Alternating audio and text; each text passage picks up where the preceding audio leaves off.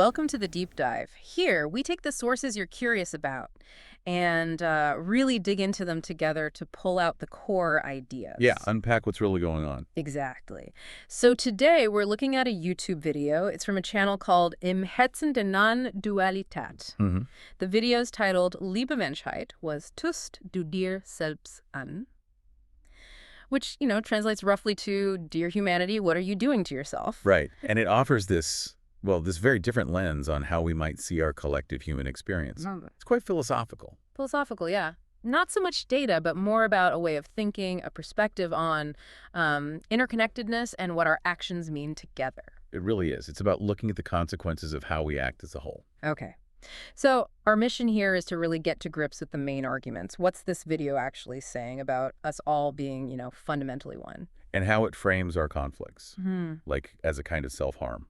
Right. And importantly, what path forward does it suggest? What potential for change? So it kicks off with this pretty striking thought experiment, doesn't it? It does. It asks you to imagine, like, what if our most basic law, our understanding, was that other people are just, well, different versions of us? That's a big what if, straight away. Yeah, it throws you right into a really different headspace. Yeah. The channel itself, it's framed as a place to think about reality without losing your mind, which kind of signals the territory we're in, Definitely suggests a reevaluation is coming. for sure. And the central idea that comes out of this is, well, that humanity exists as this single unified thing. Okay, as one entity. But, and this is the key bit, the video argues we often don't see it that way. As individuals, we don't really grasp that we're part of this whole. Or even that we are humanity, just an individual form. Exactly. We miss that larger identity. And what's the consequence of missing that? Well, the video suggests it means we're not really tapping into our full collective potential. Our interconnectedness isn't being fully realized, you could say. Like an orchestra where everyone's playing their own tune. Something like that, yeah. Sure. The symphony isn't quite coming together because the connection isn't fully recognized. But the video also says that even if we don't recognize it consciously, humanity still experiences itself through every single person. Right. Regardless of borders or beliefs or anything, it's happening anyway. It's an underlying reality. So all those divisions we create, they don't actually break that fundamental connection. That's the argument. They're seen as somewhat artificial at that deeper level. The fence analogy they use is interesting here. Tell me about that. Well, even if you put up a fence, humanity is still experiencing itself on both sides of it. The separation is perceived, but the shared experience underneath remains. Okay, so despite distance, despite walls, we're still inherently experiencing life as every other individual. That's the idea. It's inescapable, according to this perspective. Humanity experiences itself as everyone, no choice in the matter. So what's the point of grasping this? What does shifting to this perspective actually do for us? Well, that's the big question the video itself raises, isn't it? What's the benefit? What's the value in really knowing we aren't separate, that we're experiencing each other? Why does knowing we are humanity matter? What does it unlock? Yeah. Okay, and that takes us neatly into the next big theme, which is how our collective actions look when seen through this we are one lens. Right. If you really truly accept that interconnectedness, and then you look honestly at how we often behave, There's a clash, right? a huge clash.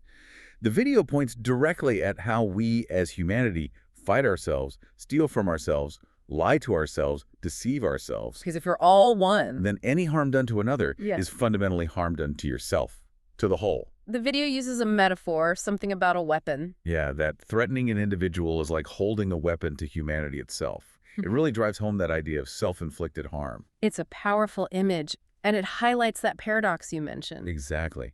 We generally want peace, Yeah. right? We don't like the idea of killing, of suffering. Most people, yeah. But then look at our history, our present. Wars, conflict, injustice. The video suggests this shows us acting directly against ourselves, against our own deeper nature. And the video says we kind of know this deep down, that something's wrong with this self-harm. Yes, that Yeah. there's this underlying awareness, maybe buried, that this isn't right, Yeah. and that this knowing eventually comes to the surface. Like a collective unease. Precisely. It also uses this metaphor of an open wound Oh, yeah. to talk about past conflicts. Like, these wars weren't against some other, they were wars against ourselves. And they leave these wounds with layers, side effects that continue to impact us. Because the whole idea of an enemy Is a self-created illusion, according to this view. We label a part of our own whole as the enemy. Which is essentially self-destruction, self-mutilation on a grand scale. That's the framing. And the root cause, the video suggests, is this incomplete recognition of who we really are, of our potential. So we're kind of suppressing ourselves, not being our full selves because we don't understand ourselves as humanity. Yeah, it's like we're holding ourselves back. The analogy used is quite helpful, I think. It compares humanity to developing children. How so? Well, kids who haven't fully figured out who they are, what they're capable of, sometimes they hurt themselves or others, not necessarily out of malice, but from that lack of understanding, right? Right, they don't grasp the consequences fully. Exactly. So the video then presents maturity for humanity as reaching this deeper wisdom, If this understanding that there is no other, that harming anyone is harming yourself. That's the mature wisdom, the true realization it talks about. a crucial step for us to, well, grow up collectively. That's the strong implication. And there's a sense of urgency that we really need to reach this understanding to heal and move forward. It acknowledges this is tough though, right? Because of all the pain in our history. Absolutely. Yeah. It talks about that pain being sort of stored, collectively held, and distributed, like a shared burden we all carry. Wow. That's a heavy thought. It is. But then it offers hope. Yeah. It suggests we can actually overwrite that storage of pain. Override it. How? Through collective effort. Through consciously choosing a different path. It doesn't spell out the exact how, but points to the possibility. And it mentions forces already working towards this. Towards cultivating intelligence and love in humanity. So there's like an underlying push towards good. That seems to be the idea. But it stresses this isn't guaranteed. It requires us, consciously, to expand our perspective, to see more possibilities than we currently do. We have to actively choose it. Yes. Speaker shares their own observations, feeling that these kinds of insights are popping up globally. Like a collective stirring, an awakening. Something like that, yeah. A sense that more people are starting to see this interconnectedness. There's this analogy of humanity as a kind of interconnected brain. Yep, yeah. Where each individual experience is linked into this larger consciousness. Our thoughts, feelings, they're all part of this bigger network. That's a fascinating image. Thinking of all humanity as one mind, in a way. And the video takes it even broader.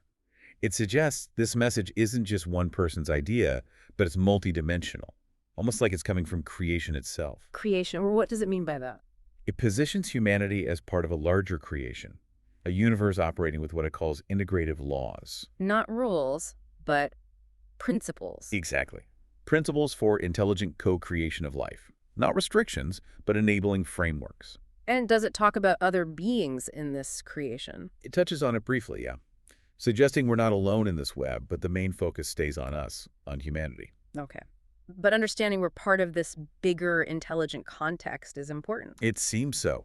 There's a sense of wonder expressed about creation's ability to produce all this diverse, connected life. So where does this leave us? What's the call to action, the hope? Well, the speaker says their aim is to bring light to the situation, to really emphasize that we are all together, like one living being. Even though our history doesn't always show that. Right. It acknowledges that. Our past has been tough, full of division. But that's not set in stone. No. That's the key message. We can choose a different path, one without separation. And there's this link made. Between what? Between reducing separation within humanity and deepening our connection with that larger creation. Ah, okay. So connecting with each other helps us connect with the universe, basically. In a sense, yes. And that creation is described as incredibly intelligent, wanting to cooperate with us. Cooperate? For what? To help humanity become something extraordinary. It's a vision of potential transformation through partnership with this larger intelligence. These are big ideas to grapple with. They really are.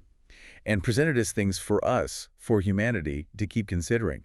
Not final answers, but an ongoing exploration. And that idea about communication, that when we talk to each other, it's actually this larger self having a conversation. Yeah, that's a pretty profound reframing of everyday interaction, isn't it? Every chat, every argument is humanity talking to itself. It implies a kind of collective support system too then, urging us to rise together. That's definitely the feeling, a message of empowerment.